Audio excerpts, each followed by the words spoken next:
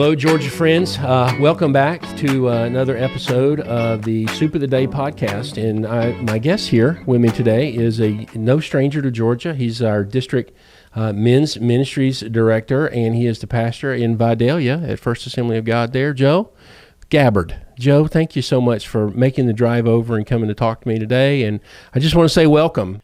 So fast forward to September 28, 29. Hurricane Helene is bearing down on Georgia. Everyone is preparing for the worst. Going to hit at Georgia at I think a Category 2 was the anticipated thing, and it was going to kind of loop around, coming a little further to the west, but it took a more eastern path and it marched right up through that whole area of Georgia, right over the top of Vidalia. So, what was that night like? Well, everybody was preparing except the Gabbards, because I thought, we're 5 hours from the Gulf. How does a hurricane affect us? And like you said, I was more concerned of it coming through the Macon area.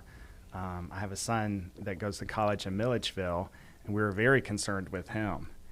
And besides filling, I think, a bathtub with water, we did nothing. And I think it was about 3 a.m. when it really started to hit our area. And the kids and I were downstairs in the living room. And my wife was actually on the phone with my son that's in college. And he said, 3 a.m, he said, "You guys, it's coming right over you." And then our phones went dead. We lost power at our house, and my daughter is 10, and she's crying, and she says, "Are we going to make it?" I never want to have those conversations with my kids. No. And there's this instant moment where I have this feeling of, you blew it. Like, you didn't prepare. You didn't really protect your family. You should have known better. You should have had some prophetic insight. All these emotions and feelings when you're my daughter. And I was just so helpless. And it was a few minutes later, we heard the sound of a tree falling on our house. And I had never been through a hurricane. We actually, living in the Midwest, have been through a few tornadoes. And they just come and they go. But this hurricane seemed like it lasted for hours. It moved very slowly. Yes. And when I could hear trees snapping, I could hear things hitting the house.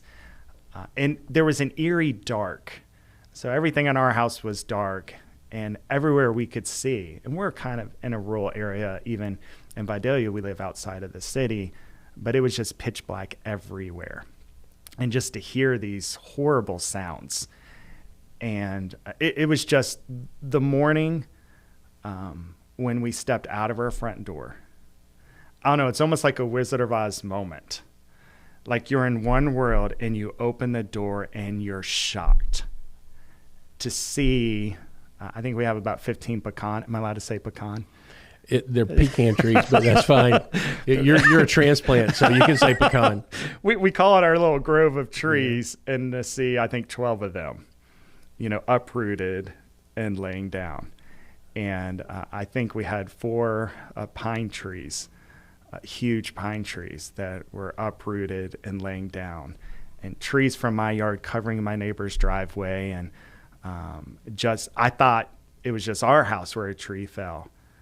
But it really looks like a combination of a hurricane and a tornado. And I don't know if we had a mini twister that just came right, over our house. And then to walk around and kind of look at the property and see, my son's car, there's a tree on it.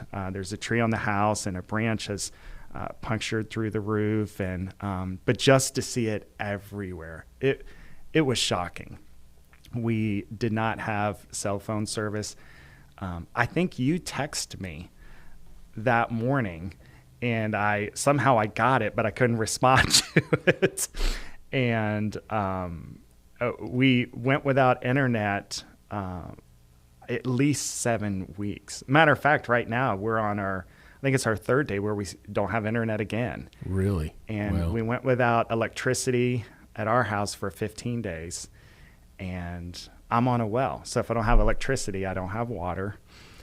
And we were just totally unprepared. Again, I just thought, we don't live on the water. We don't live on the coast. We're closer to the Atlantic Ocean. How can a storm that comes through the Gulf, affect us like this? And I said during COVID, because we closed service for several weeks during COVID, I stood behind the pulpit after it and I said, I will never close the church doors again. We will always be open on a Sunday morning. Oh, boy. Well, this storm hits. It's really Friday that it hit. It was late Thursday night, Friday, and we didn't have any power or electricity at the church. We didn't have a way to call or post anything online or to check on people besides trying to drive to their houses. And our roads were covered with trees, electric lines down everywhere. There was no way to drive and visit people. So I showed up at church Sunday morning, and my family included. There's 5 of us. 8 other people came to church. We didn't have electricity. But the day before, we had went to the resource center here in Macon, and we picked up a couple pallets of water, and we got several boxes of chips and different things. And we just decided we can't have church. Matter of fact, we really can't even go inside the church.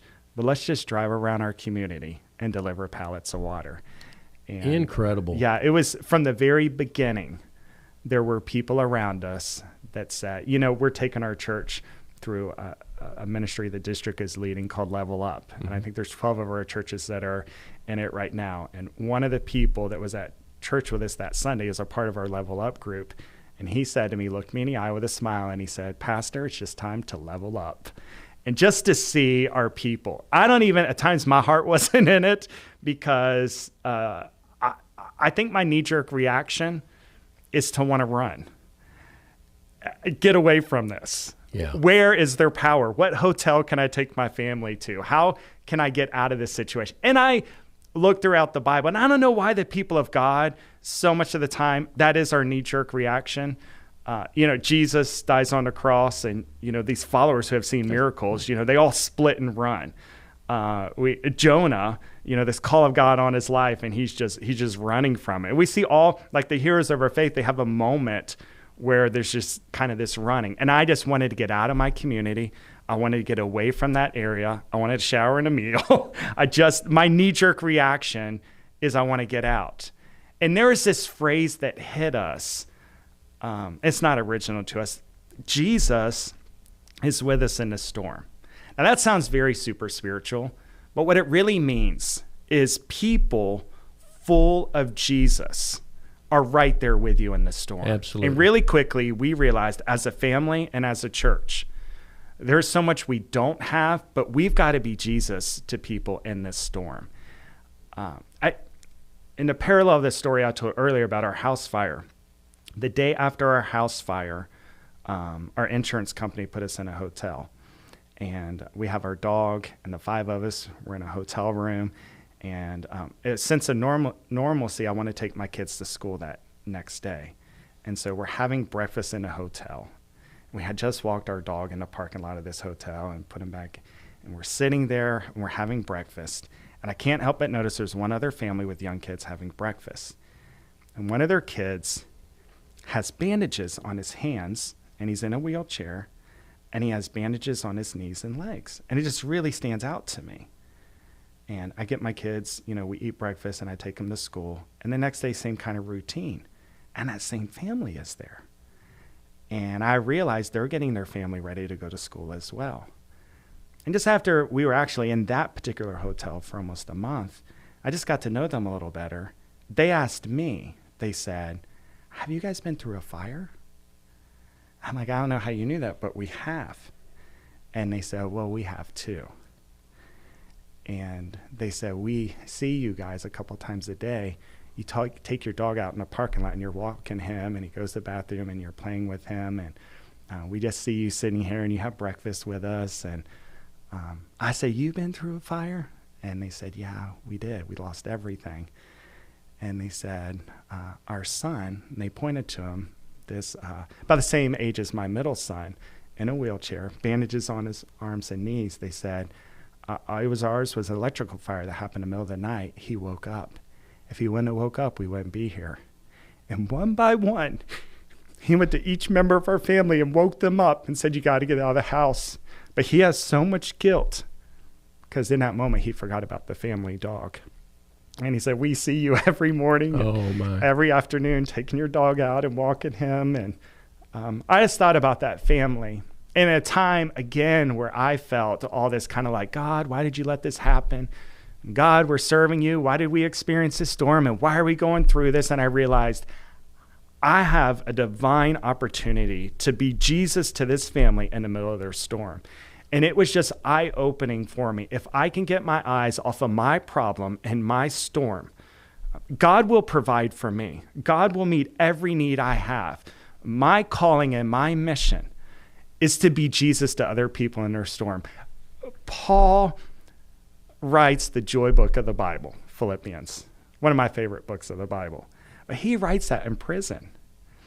And in one section, he talks about, I'm being beaten every day. I'm in a dungeon. I'm being starved.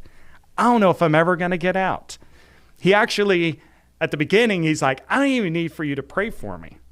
Stop praying and advocating for me to get out. He said, I'm actually winning the whole prison guard. Exactly. And at one section, he says, what does it really matter?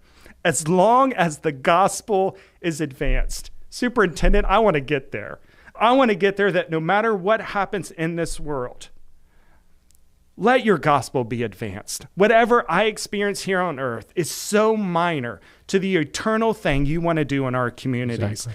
And again, I've got to grow in that. And I know I've got to do better. That when we go through difficulty, when we go through storms, we've got to be Jesus to the people around us who are overwhelmed.